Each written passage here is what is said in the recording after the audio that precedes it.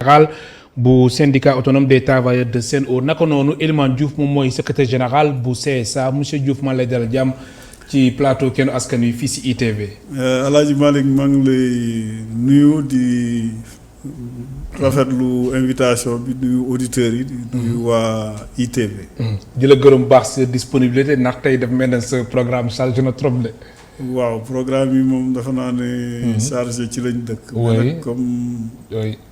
askan wi moo ñu tax a jóg léeg-léeg bu ñu soxlaa il faut ñu ñëw.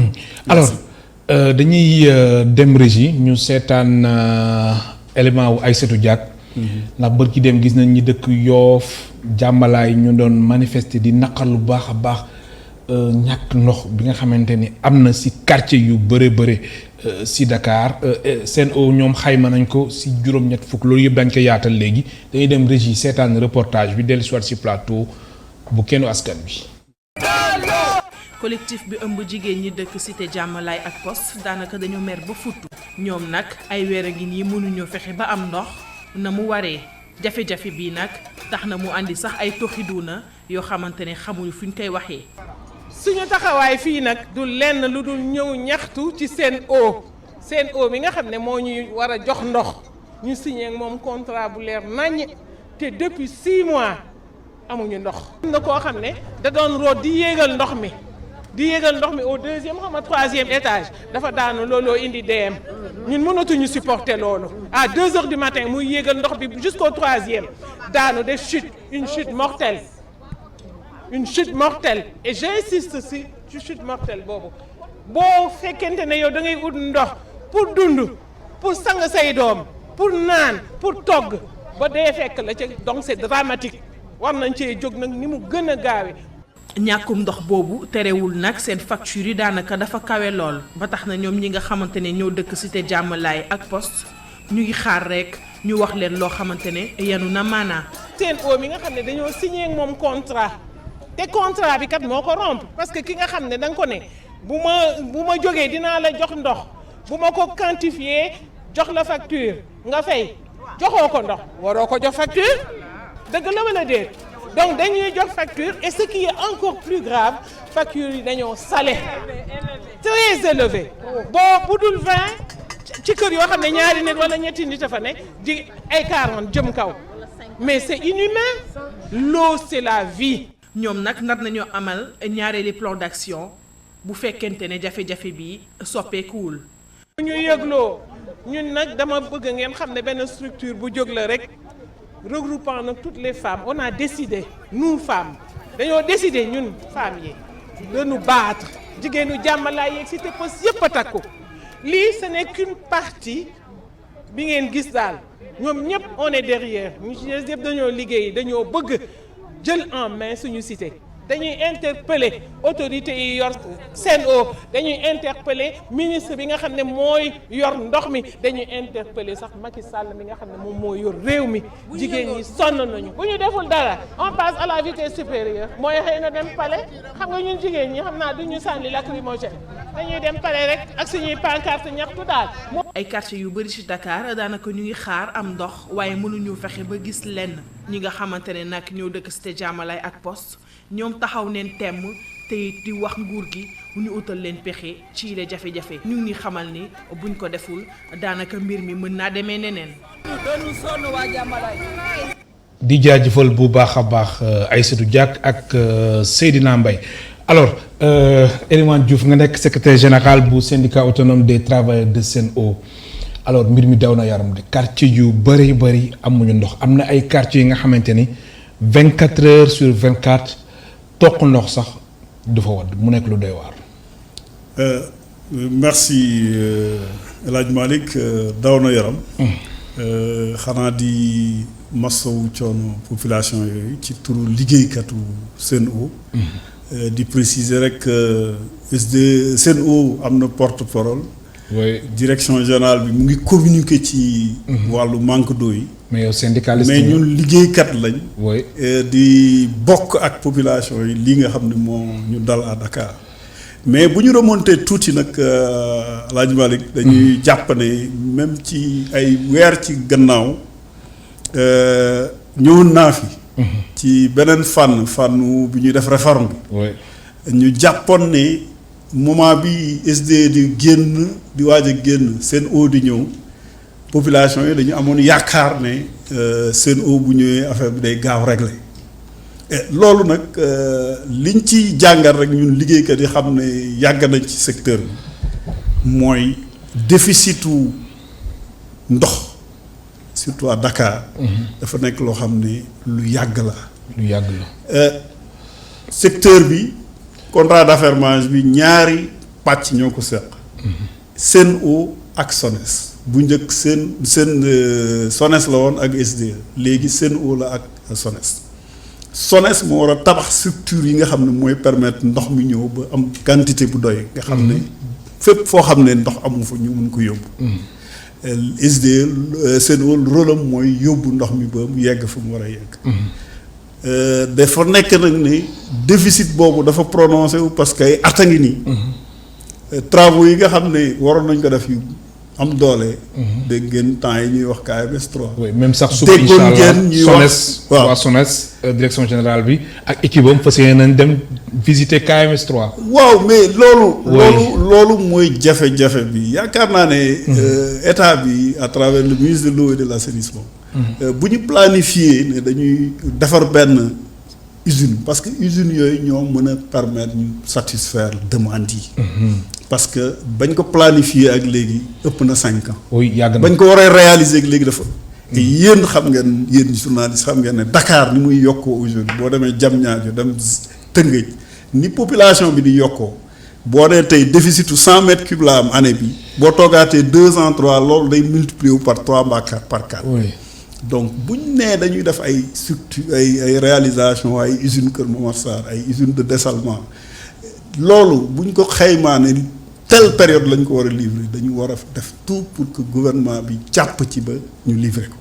tey li ñu sonal ñun liggéeykat yi parce que ñun ñooy war a def tout pour régler problème ñooy daw guddeeg bëccëg di fanaan ci vannes yi di tourner pour que nit ñi am ndox. mais alors mooy loolu nga xam ne war na ñëw te ñëwum loolu mooy coow li. mais alors problème bi mooy. il faut ñu romb ay affaire visite ay usine. maanaam visite yi dañ ko dépassé démarrer usine boobu KMS 3. mu leer ak kañ la dessalement bi di démarrer parce que dessalement bi waxoon nañ ne day démarrer depuis daaw. kon ànd nga si. loolu ba léegi commencé gul. ànd nga si. mais amuñu yeneen solution. mais est-ce que la solution la amul yeneen ak impact environnemental bi nga xamante ni dessalement bi. xam nga foofu aussi. oui il faut ñu waxante dëgg. tey boo nee da ngay construire Kër Momar Sarr 3 rek lu mat 5 ans ngi di ñu ngi ciy liggéey parewul. donc boo waree créer waat beneen Kër Momar Sarr mbaa nga war a créer beneen usine de dessalement kenn xamul kañ lay pare. alors que la demande est là. tey wóorul sax ne Kër Momar Sarr 3 bu démarré. lii ñëw ci ndox dina doy pour population Dakar yëpp mu mate. dina am léger soulagement. parce que li fi am entre 3 ans 4 ans yi passé diggante bi SDE di jeexal ak bi Sen'Eau di ñëw. mooy ay plan d'urgence. oui ay forage la ñu doon tabax. forage yi ñu doon tabax yëpp li ci ëpp zone yi ñu ko tabax bu ñu nee 100 mètres cubes la ñu soxla parfois du ñu am sax 50 mètres cubes. donc cela veut dire qu'il y avait une crise réelle de gestion maanaam même fi ñuy réaliser forage yi amatul possibilité wu boo bëggee 100 mètres cubes am 100 mètres cubes. donc cela veut dire que investissement yi ñu def nii en plan d'urgence ay forage ay tassettes fi ngay dégg yëpp. oui rarement la ñuy forer benn forage am quantité ndox bi ñu donc usines yi rek ñoo mën a régler problème. beneen bi nag bon projet la boo xam ne bu fi yàgg la boo xam ne kenn bugg ci wax. muy ban muy canal du Cayor. oui muy. lu tax kenn projet structurant mais lu tax. mais projet structurant yooyu mooy projet yi nga xam ne moo mën a permettre Sénégal tey. ndox mi dem fu ne. baykat yi mën a am ndox. mais lu tax kenn du si wax nag. mais c'est un projet bu ñu enterré depuis temps où. oui si sa gis-gis la moo tax ñu enterré. non li tax ñu enterré ko mooy projet bi gouvernement bu ñëw da nga naan dafa cher dafa lii dafa lële alors que projet la boo xam ne demoon nañ ba trouver ay partenaires demoon nañ ba trouver ay. Mettre en place le canal le grand projet du canal du Cayor le grand projet de la muraille mais malheureusement gouvernement bu ñëw xool tëggaan en dehors des usines projet boobu rek lañ mën a def. vallée morte yëpp vallée fossile yëpp. oui ñu dekkalaat leen ndox tuuru ci Sénégal. ñu mën a am solution définitive. à la question de. alimentation en eau de Dakar et des régions. alors Elimane Diouf lan moo tax manqué ndox mi takkarnaase jamono ji gis nañ Dakar sax am na ay quartiers yoo xamante ni yàgg nañ am problème ndox am na ñoo xamante ni guddi bu guddi nañuy am ndox mais mbir mi dafa takkarnaase fan yi waaw lu mat juróom-ñett fukki quartier ak ñett 83. fan yi yaakaar naa ne techniciens yi wax nañ ko. waa SONES wax nañ ko waa SEN'EAU wax nañ ko. mais en réalité lii ko exacerbé fan yi déjà période tàngoor lañ nekk. boo doon bu nit ñi soxla woon 100 tey 2 ans la ñuy soxla ci ndox. mais en plus ñoom dañu nekk ci waa SONES ak waa SEN'EAU dañu nekk ci phase su tester usine bu bees bi KMS 3. et bu ñu koy tester dañuy am période yoo xam ne il faut ñu arrêter yeneen usines yi pour def raccordement ñetti usines yi nekk foofu. Senelec day andi foofu benn alimentation ou benn haute tension. mais ndox dafa nekk structure boo xam ne ni ñu koy produire foofu di ko transporter muy ñëw day jël temps. donc bu ñu arrêté production bi. war a connecté courant bi bu ñu connecté ba pare li ñu arrêté woon yëpp dañ koy solaat bu mu fees. usines yi bu démarré du démarré automatiquement ñetti pompe ba ñeenti pompe di daw par pompe lay daw donc buy daw il faut ñu toogaat jiir pour que ndox mi yegsi.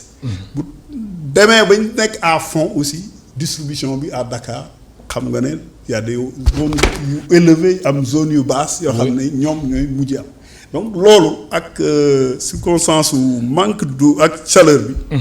tax na ba la demande fa et arrêt yooyu day impacter ci distribution. alors est-ce que yaakaar aussi tasul ak yaakaar gu sénégalais yi amoon ci SEN'EAU naam sax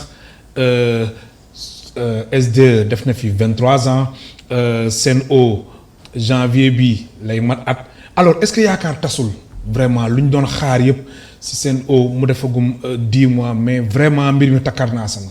jéggi na dayoo sax ci quartier. waaw foofu aussi xëy na. yaakaar tas na de. yaakaar bi bu ñi seen yaakaar tas peut-être ñoom ñoo xamul fonctionnement wu contrat d'affermage. parce que boo xamee contrat d'affermage bi man li ma ci àddu yëpp ci période bi ñuy wax naan na SDE dem na keneen ñëw yëpp. li ma mës a wax mooy question bi du dindi pôle indigent. société d'exploitation bi. rôle am mooy lépp lu ñu ko jox ci ndox mu distribuer ko jaay.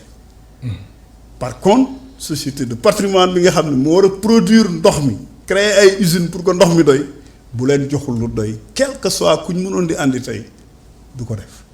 parce que amul benn privé au monde booy ñëw ne ko kaay géreel ma sama distribution ndox mu jël xaalisam ñëw def ay usines sans que patrimoine bi def ko donc li SDE doon def. SEN'EAU aussi day ñëw nekk un exploitant donc exploitant bi mooy nan lay def ba lépp loo xam ne produire nañ ko mu fexe ba joxe ko. mais bi dee li ñuy produire doyul. quel que soit yaakaar bu ñu mënoon te am ci changement aussi. ñun bett parce que xamoon nañ li fi nekk. mais nag le problème Elimane Diouf mooy contrat SEN'EAU bi nga xamante ni 15 ans la war a durer matagul sax at coow li ni kur. mais loolu. waaw mais dafa métti. waaw mais loolu responsabilité wu kan la responsabilité wu état la. état moo décidé ne damay étudier ne. contrat bi nii laa koy tëggee 15 ans lay doon kii laa koy jox tey bu état bi amul satisfaction moom dina jël ay responsabilités. kon SEN'EAU dafa échec. non mënu ma wax ne dafa échec. parce que mais li échec nañ ko mën tuddee Elimane Diouf li échec nañ ko mën tuddee. man dama lay wax lu leer laa lay wax man depuis le début. oui ba ñuy wax. SDE na dem kii na ñëw daa leen ne la solution n'est pas là état bi na jël ay responsabilités. projet yi ñu war a def ñu def ko à temps ku fi mënti nekk ñun même ñun sénégalais yi ñi fi nekkoon biir SDE. sans tubaab presque ay benn tubaab moo fi desoon bu ñu joxoon ndox mu doy problème yi du am waxatuma laa da ngay jëli keneen.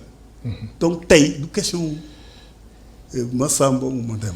problème bi mooy état bi na mettre la pression qu'il faut sur le patrimoine patrimoine bi andi ndox ñu distribuer ko population yaakaar tas mais Elimane Diouf quand même lii bett na la.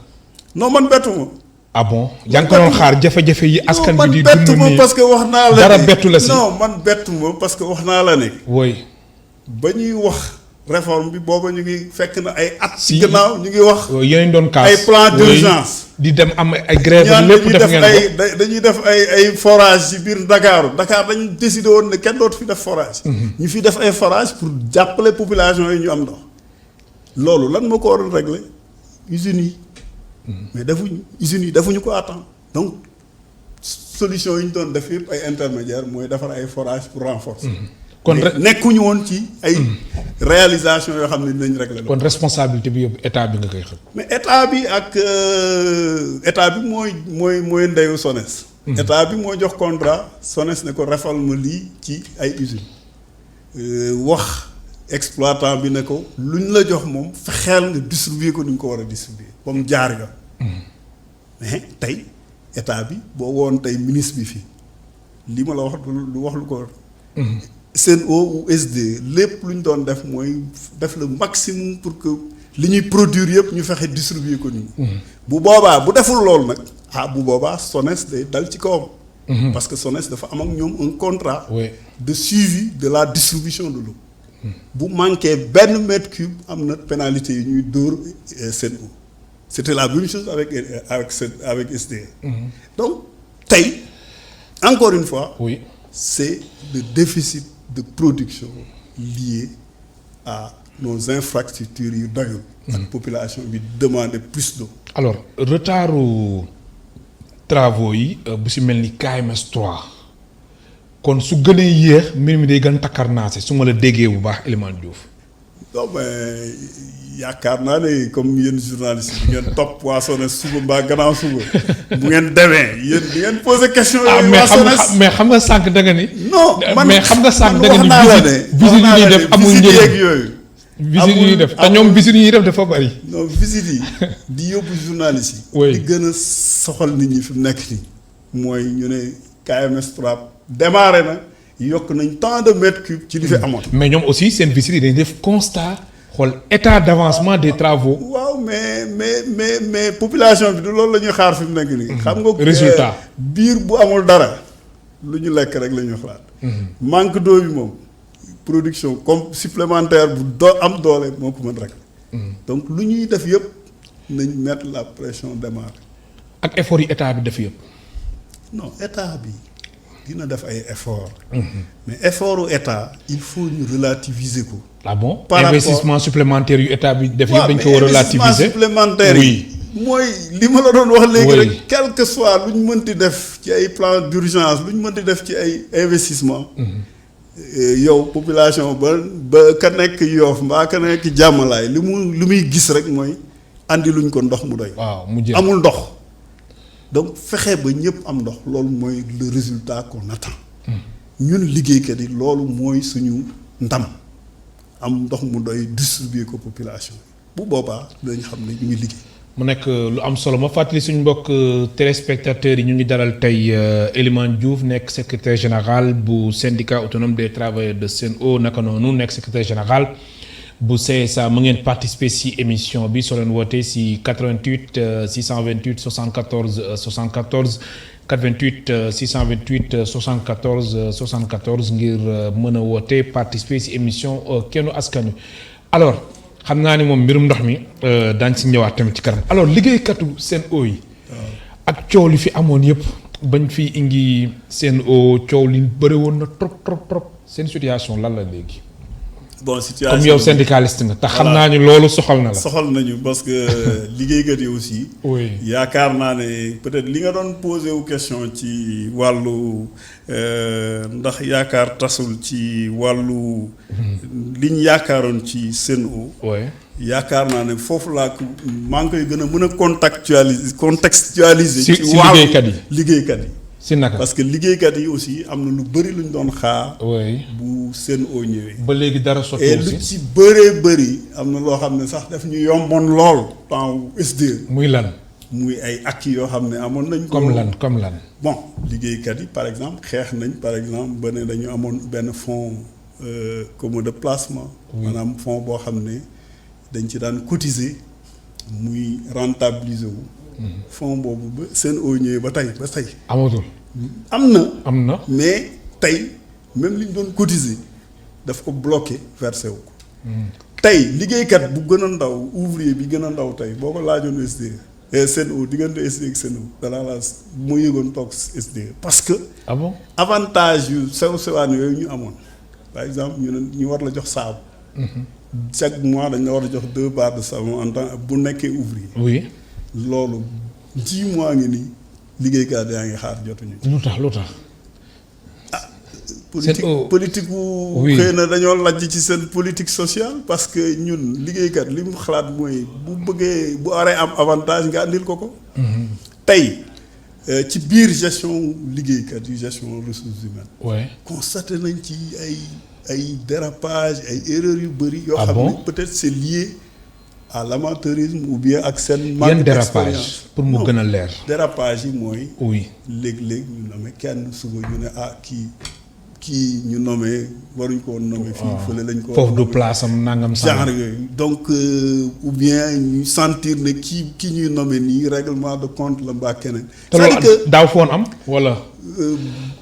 bu daan am. oui peut-être daawul am échelle bi muy am peut-être parce que mënuñ jamais rien n'est parfait mais ampleur yi suñu situation toll fi mu nekk nii moo doy waar ci liggéeykat yi. yaakaar nañ ne fan yu néew xëy na li ñu xaw a tënk mooy situation manque d'eau yi ak situation bi population bi nekk mais yaakaar nañ ne ñoom bu ñu changé wul doxalin aussi ci wàllu liggéeykat yi yaakaar naa ne yeneen jàmmaarloo dina am. alors su weesoo acquis bi nga wax tamit yeneen acquis yi nga xamante ni amoo ngeen ko avant amatoo leen ko yéen a ngi koy xaar ba léegi lan la exactement. bon je pense que yeneen acquis yi mooy bi ñuy négocier ak ñoom par exemple ci démarrage bi. amoon nañ benn grille de salaire boo xam ne dañ jàppoon ak ministère de l'eau et de l'assainissement que mémorandum bi nga xam ne liggéeykat yi teg nañ ko. bu seen oo ñëwee immédiatement dañ koy commencer. maanaam xool na nañu tëggewaat grille de salaire liggéeykat yi na nañ tëggewaat système bi ñuy avancer. na nañ tëggewaat cotation des postes mooy. daanaka li nga xam ne ci la ñuy rémunérer liggéeykat yi. loolu defaguñ ci benn jéego alors que c'était un accord ñun diggante ñun ak état du Sénégal bi ñuy def réforme bi ñuy def réforme bi aussi jàppoon nañ ne dañu war a capitaliser su am 8% ci capital bi. loolu aussi nekkagul lu sotti c'est vrai que nekkul loo xam ne mu ngi dépendre directement ci Sen'Eau mais ci processus bi ñu nekk actuellement. Sen'Eau daf ci war a jàpp ba nga xam ne ñun dinañ mën a capitaliser. et puis liggéeykat yi gis seen bopp ci gestion Sen'Eau. kon mbir mi dafa yéex. weesu na yéex. maanaam yéen Sen'Eau daal 10 mois daal a ngi nii yoo xam ne gisaguñ suñ bopp bu baax ci fonctionnement. Sen'Eau waaw. te su weesoo manqué ndox wi liggéeykat yi tamit vraiment jamono ji ñoo tamit ñu ngi dund si ay jafe-jafe. voilà loolu mooy réalité. non ak yi sax am na yoo xam ne moom mënuñu ko laal xëy na dafa tardé mais dinañ de toute façon. dinañ ko génne. de toute façon saabu yi moom dinañ ko génne parce que jënd saabu distribué na loolu moom. vraiment peut-être dañuy xaar fin d'année bi. non fin d'année mënuñu ko xaar moom. ah bon. moom temps yi moom dañ ko génne ci nii baa ci ne moom. donc ay discussion la yoo xam ne vraiment may nañ leen quand même. may nañ leen temps wu installé wu jël nañ temps wu dialogué. mais weesoo temps wu dialogué ak temps wu waxtaan yaakaar naa ne.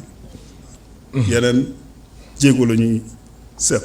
alors Elimane Diouf ñu nekk ci atum 2020 est-ce que xel vraiment mën na nangu ay quartier di toog 24 heures sur 24 duñ am ndox ak quartier yi nga xamante ne guddi ba guddi foog nga yeewu ngir am ndox.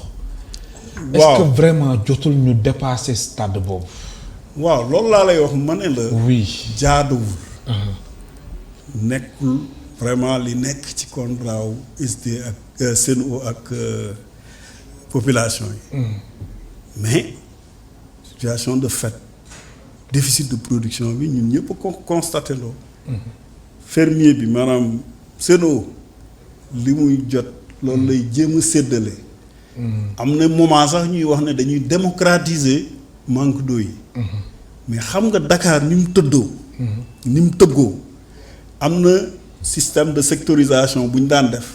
jox ñii pendant un certain temps dem jox ñële.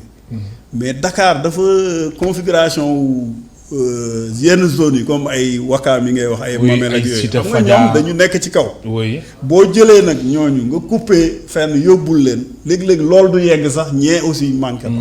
am na solo ma jël suñ téléspectateur bu njëkk bu nekk si ligne bi allo allo. allo oui El Hadj ça va. bisimilah kooku la Ndiawar Italie. waaw. bisimilah Ndiawar ñu lay dalal jàmm. italien. El Hadj ma de Sénégal jaaxle naa quoi vraiment. déet waaye. ni ngay yeewoo ñu ni la ndox bi moo sonal nit ñi dafa bëri ba sonal nit ñi noonu ngay yeewoo ñu ni ndox bi dafa ñàkk. c'est que Sénégal moom moo jaaxal ñëpp quoi. waaw c'est vrai dañuy xëy ñu mën bi ndox bi sonal na nit ñi trop sax nga yaatu suba teel ñu ni ndox amul. en 2020. xam nga on comprend pas c'est-à-dire que xamuñ parfois da ngay tiital demande où sont nos priorités. c'est-à-dire priorité nit mooy ndox.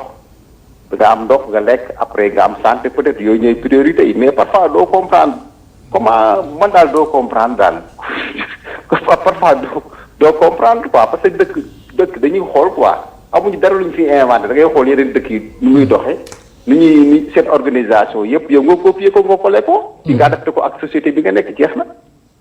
fii on n'invente rien lépp problème d'organisation la.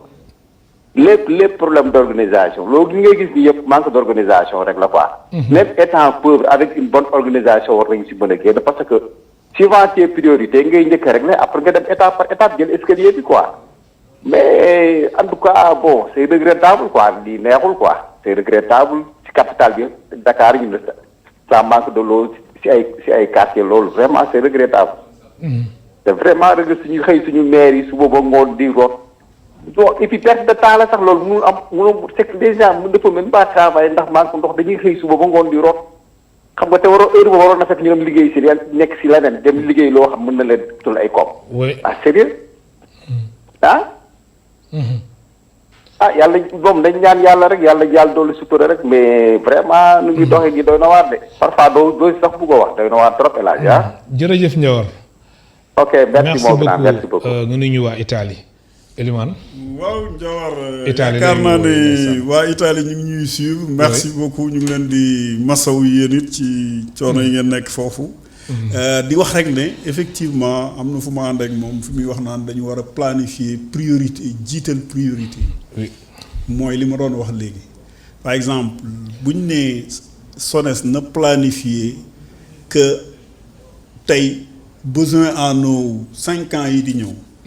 ou bien 3 ans yi di ñëw ñu planifier ko def projet yi encore une fois état par le biais du ministère le gouvernement dañu war a def tout pour que loolu ñu wax ñu def ko mais loolu même bu ñu ko deful ñoom mën nañ même def appel à des sociétés privées na leen produire leen ay defar leen ay usines ngeen du ñu jaay ndox mu gën a gaaw boog peut-être que état bi comme seen ay passation de marché ak yooyu day yéex ñu ne kii yow privé nga demal nga tabax benn usine nga ñëw jaay ñu parce que am na ñoo xam ne tey boo leen ne woon defaral ñu usine de dessalement clé en main yow ngay jaay ndox moom day ñëw jaay ndox seen eau kon loolu bokk na ci solution yi. non je pense que loolu bokk na ci solution yi parce que parfois lenteur yi ñuy constater vraiment dans l'exécution des projets des sociétés nationales. procédures yi day jël temps passation de marché tey ñu ne la lii jaarul nii yii jaarul la appel d'offre bi mën a toog lu mën 1 an 2 ans du jàll. li muy wax organisation bi foofu la dans la planification et dans la mise en œuvre des projets. te loolu li ci ëpp. mu ngi dépendre ci société de patrimoine muy SONES. ak état bi. Sen'Eau maintenant point de vue organisation. yaakaar naa ne que ça soit SDE que ça soit Sen'Eau. tey on a les professionnels les mieux organisés ci secteur bi. en termes de maîtrise du métier.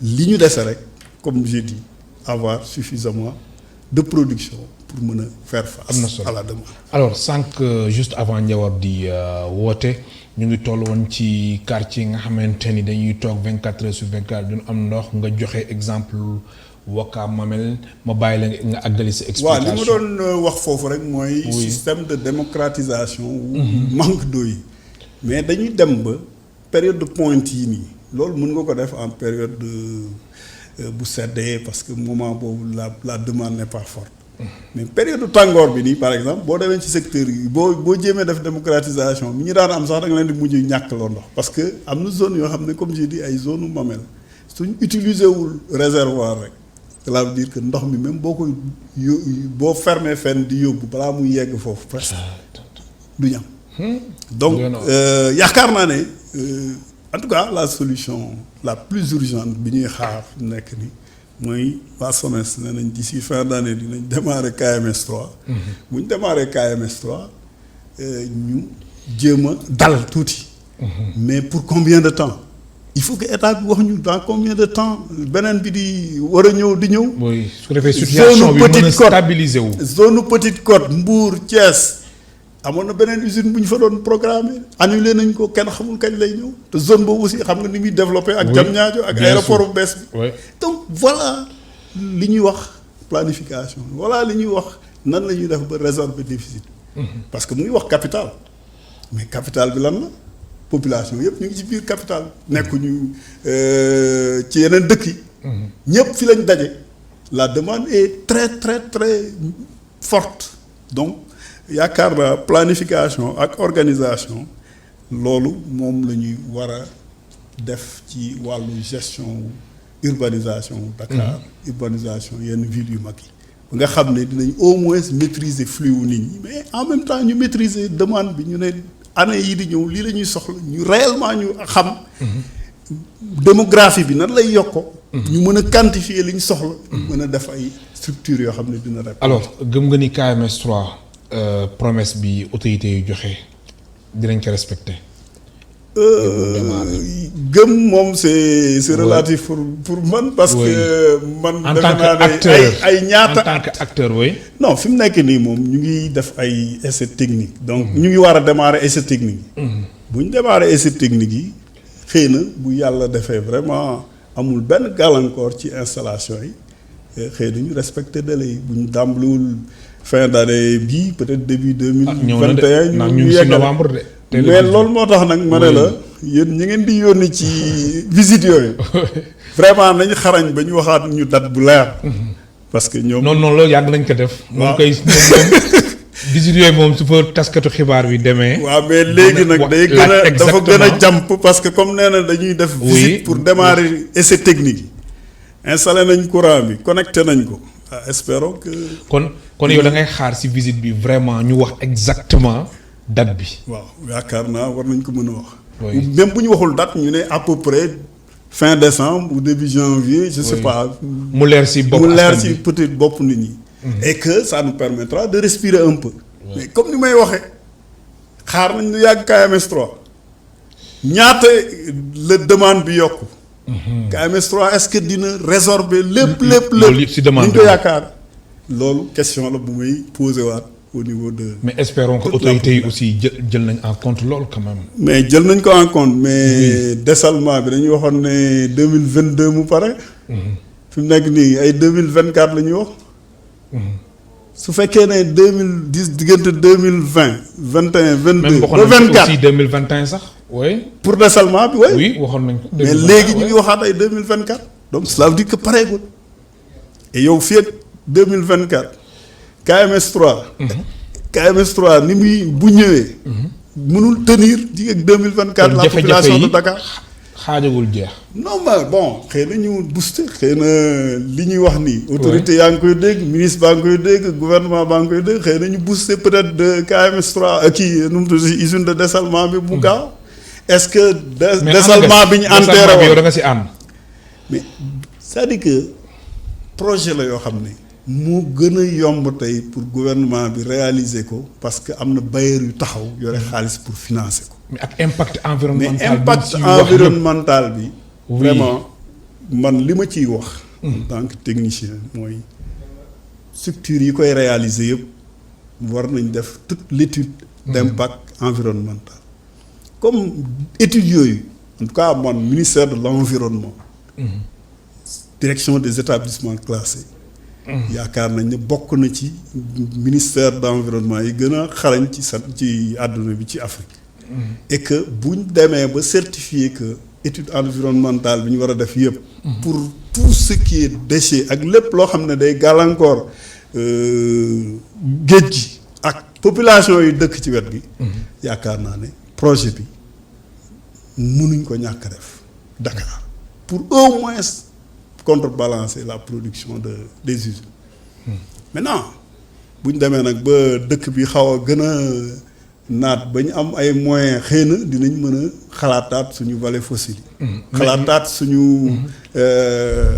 canal du Kayar. mais le problème mooy usine de dessalement bi dañ ni tous les jours mën na produire lu mat 50 000 mètres cubes ci wàllum déchet loolu est-ce que tamit du indi ay jafe-jafe si mbir mi. moom laa lay wax ma ne la dans toutes les usines. 50 000 mètres cubes d'eau. waaw oui. mais dans tous les usines 50 000 mètres cubes d'eau lay def. d'eau oui. mais dafay am ay déchets yu muy générer. oui bien sûr mais dans tous les usines de traitement d'eau ou de même à KMS ak ñit. même à KMS ak ñit y a un système de rejet boo xam ne dañuy récupérer déchets yi. traité waat ko avant ñu koy stocker donc fii aussi sera la même chose maanaam rejet boo mënti am. Il y a un système de récupération de ces déchets, de retraitement avant ñu koy yóbbu incinérer ko ci mbalit donc yaakaar naa ne bu ñu respecter principe yooyu il y a pas de souci. mais le problème aussi Dakar consomme plus de 70% de la production du périmètre fermé loolu tamit beneen problème la de. waaw mais loolu mooy li ma la wax léegi. oui la démographie boom démographique bi nekk Dakar. oui nekkul ci yeneen région yi. waaw Dakar moom fi forte concentration moom fi ñëpp fi lañ daje. ñëpp fi lañ daje. aujourd'hui c'est ça la réalité c'est plus de 70% de la consommation de la production. bien sûr. Y a Kër Momar Sarr y a Kër Momar Sarr 1 2 ak ñit. ak ñit. ak forage yi wër Pout Nord Pout Sud toute la zone des Niayes de diggante Thiès ak Dakar. zone boobu yëpp production boobu yëpp li ci ëpp 80% 70 à plus de 70% Dakar moo koy consommer. Cela veut dire que toute la population du Sénégal presque est à Dakar. oui alors Elimane Diouf ñu ñëw si chapitre bu mujj bi ndax juróom-ñaari simili moo ñu dese mu soxal wàllum compagnie. Sucrière sénégalaise gis nañ tamit liggéeykat yi di yëglu samedi sax ñu doon marche vraiment situation boobu mu tax ba syndicalistes yu jug ñoom tamit di jàppale waa compagnie sucrière nga xamante ni plus de 8000 emplois sont menacés ak tamit yeneen jafe-jafe yi nga xamante ne am na ñoo xamante ne ñu ngi craindre ñu licencier leen. waaw foofu aussi ñun dañuy marquer suñu solidarité parce que mën naa ne. suñu sama centrale bi mu bokk jiite ko. am nañu fa camarade boo xam ne bu bokkul ci syndicat yi gën a am doole foofu ci la bokk. muy camarade yu déterminé foofu à Richard Toll. ñu ngi leen di masaw di leen encourager di leen wax ne aussi ñu sommes très solidaires ak seen combat mais li may wax foofu rek encore une fois mooy li ñu waxoon léegi rek ci état ci gouvernement. mooy du ñu. jël les choses à temps régler ko une bonne fois problème mu Richard Toll bi oui presque chaque année mois ñu ne dañuy am période boo xam ne dañuy ubbi pour commerçant yi ñu jox leen ay DIPA ay demande d'importation oui autorisation yi léeg-léeg ñu ne li ñu leen jox daa ëpp ou bien ñu dépasser l'essentiel mooy quel que soit alpha dañu am moment boo xam ne waa compagnie sucrière dañu am mévente parce que ñii li ñu andi dafa ëpp li ñu leen mayoon. donc problème bi yëpp. te loolu déclaration d'importation. d'importation alimentaire yi mooy nga DIPA xam bi. ne waaw dañ leen di jox fukk ñu jël peut-être plus. bu boobaa la compagnie sucrière aura des difficultés produire du jaay et complexité wu compagnie sucrière kenn natable wul ne mooy presque poumon zone boobu yëpp Richard Toll Dagana. Parce que c'est la seule grande usine qui regroupe là-bas plus de 6000 liggéeykat. loolu dafa am importance ci économie wu zone boobu donc li ñuy wax gouvernement bi encore une fois il faut ñu arrêter à un moment donné jël ay mesures fermes tey mënuñu chaque année pendant une période 1 mois 2 mois 3 mois ñu ne waa compagnie sucrière ñu ngi yëngatu parce que dañ leen a war a defal seen dañ leen a war a yokkal seen dañ leen a war a permettre ñu jaay dañu war a arrêter li ñu importer. loolu dafa war a dakk chaque année ñu def chaque année mbir mi ñëw. et puis chaque année ñu menacé ne buñ jaayal ñoom it dañuy obligé wàññi liggéeykat yi loolu moo jaaduwul ci un pays organisé. oui le ministère du commerce le gouvernement devrait prendre ses responsabilités. def lan mooy éviter di dugal sucre bu ëpp li ñuy autoriser ci biir dëkk bi. parce que loolu mooy le problème. bu ñu nee autoriser nañ 1000 tonnes moo fa war a dugg ou bien bu ñu waree autoriser bokk 1000 tonnes ñu autoriser 600 tonnes bokk ça nous permettra xëy na ñii dootuñu am problème bi ñu am donc yaakaar naa ne vraiment loolu nekk na une situation boo xam ne ñu ngi koy déplorer di solidariser wu ak les travailleurs de la compagnie. di wane ne centrale syndicale yi bokk ci coalition des centrales ñu ngi leen di déglu ñu ngi leen di jàppale ñu ngi xool ak ñoom plan d'action yi di ñëw yu ñuy tëgg pour que gouvernement bi xoolaat la situation des autorisations d'importation yi ñuy accordé. Ministère du commerce est interpellé. Il faut qu'il mette fin à ces errements parce que loolu mën nañ ko tuddee ne vraiment ay errements parce que mënoo ne chaque année lii ñëw chaque année mu ñëw.